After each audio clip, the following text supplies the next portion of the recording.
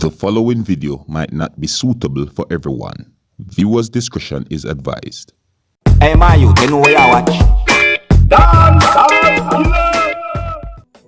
Alright viewers and subscribers, you don't know this is the Dancehall Skilla.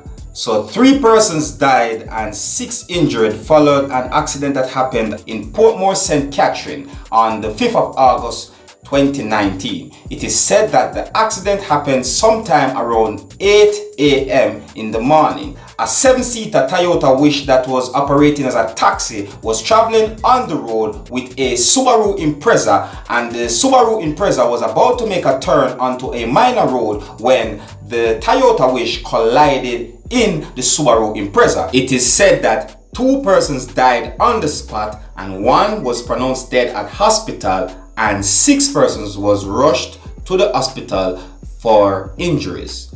Now, I have a small video to show you of the scene of the incident to let you have a better understanding of what's going on. But before I show you, I have to warn you that some of the scenes in this video might not be suitable for everyone. Viewers' discretion is advised. And if you like how I present the videos to you, just let me know in the comment section. And if you're new to my channel, don't be afraid to click the subscribe button.